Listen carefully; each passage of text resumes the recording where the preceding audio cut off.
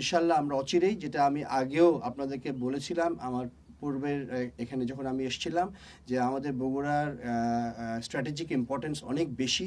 এখানে আমরা চাই একটা অত্যাধুনিক বিমান ঘাঁটি প্রস্তুত করার জন্য, যেখানে আমাদের অত্যাধুনিক জঙ্গি বিমান আসবে অবশ্যই, এবং এই ব্যাপারেও আমাদের সরকারের অনেক আমাদেরকে সহযোগিতা করছেন। ইনশাল্লাহ আমরা অচিরেই আপনাদেরকে শুভ সংবাদ দিতে পারবো যে আমরা নতুন জঙ্গি বিমান কিনছি, এবং সেই বিমান ইনশাল্লাহ বিমান বাহিনী ঘাঁটি বগুড়াতে আসবে। এটাই হচ্ছে আমার প্রতিজ্ঞা ইনশাল্লাহ। বগুড়াবাসীর কাছে উনি বলে গিয়েছিলেন যে এখানে আন্তর্জাতিক বিমানবন্দর হবে, সেটার লক্ষ্যে আজকে আমাদের এখানে আসা।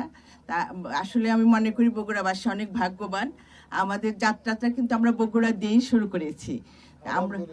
আমরা চাচ্ছি এখানে আন্তর্জাতিক মানের বিমানবন্দর হোক, এবং এই উত্তরাঞ্চলের দিকে কোনো বিমানবন্দর নেই, আন্তর্জাতিক বিমানবন্দর নেই। সেটার জন্য বিশেষ করে বগুড়াটাকে গুরুত্ব দেওয়া হচ্ছে। আমরা পাশাপাশি আন্তর্জাতিক বিমানবন্দরের পাশাপাশি আমরা যেটা এখন পরিকল্পনা নিয়েছি যে আমরা একটা ফ্লাইং একাডেমিটা চালাবো, কারণ আমাদের পাইলটের অনেক দরকার। এই পাইলট আমরা নিজেরাই এখানে বাংলাদেশে ট্রেনিং দিয়ে তাদের প্রশিক্ষণ করে তাদের উপযুক্ত পাইলট বানানোর চেষ্টা, এই পরিকল্পনাটাও আমাদের আছে। বৃহত্তর বগুড়াবাসী সেখানে আপনার বগুড়া, জয়পুরহাট, কুষ্টিয়া এবং অন্যান্য জেলাগুলিও উপকৃত হবে যে এখানে যদি একটা এয়ারপোর্ট করা যায়। সেই এয়ারপোর্টটা আমরা আজকে একটা স্লাইডের মাধ্যমে দেখলাম যে কিভাবে করা যায়।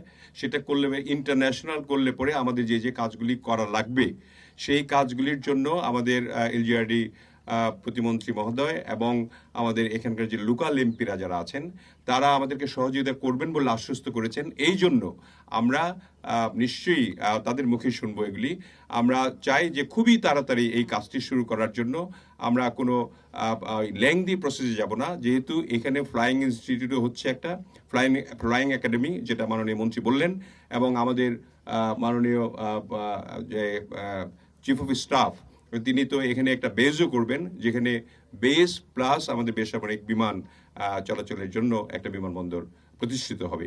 এই আন্তর্জাতিক বিমানবন্দরটি করবার জন্য আমাদের যে ফ্যাসিলিটি লাগবে সেটা হচ্ছে 10,500 ফিট যে রানওয়ে লাগবে। এটার ব্যাপারে আজকে সিদ্ধান্ত হয়েছে। এই ব্যাপারে আমরা ফিজিবিলিটি স্টাডি করে এটা আমরা প্রস্তুত করব, এবং আন্তর্জাতিক বিমান এখানে ওঠানামা করবে, অভ্যন্তরীণ বিমান ওঠানামা করবে এবং কার্গো বিমান ওঠানামা করবে। এই অঞ্চলের মানুষের উৎপাদিত কৃষি পণ্য সহ আমাদের বগুড়া যে লাইটিং ইঞ্জিনিয়ারিং আছে এবং ভারী শিল্প আছে, এই সমস্ত শিল্প যেগুলো মায়ানমার সহ মালয়েশিয়া, দুবাই বিভিন্ন জায়গায় রপ্তানি হচ্ছে, সেগুলো সরাসরি এই বিমানবন্দর থেকে আপনার কার্গো ফ্যাসিলিটির মাধ্যমে, কার্গো বিমানের মাধ্যমে আমরা রপ্তানি করতে পারবো। সব মিলিয়ে আজকে বগুড়াবাসীর জন্যে এবং উত্তরাঞ্চলবাসীর জন্য আমি এটা মনে করি সুসংবাদ। আর আমি বগুড়াবাসীর পক্ষ থেকে এবং মাননীয় প্রধানমন্ত্রীর পক্ষ থেকে বিমানমন্ত্রী, প্রতিমন্ত্রী, বিমান বাহিনীর প্রধান, সিভিল এভিয়েশন চেয়ারম্যান, বিমান ও পর্যটন সচিব সহ যারা ঢাকা থেকে এসছেন তাদের প্রতি আন্তরিকভাবে কৃতজ্ঞতা এবং ধন্যবাদ জানাই যে আপনারা উচ্চ পর্যায়ে টিম নিয়ে এসছেন মাননীয় প্রধানমন্ত্রীর প্রতিশ্রুতি বাস্তবায়ন করার জন্য।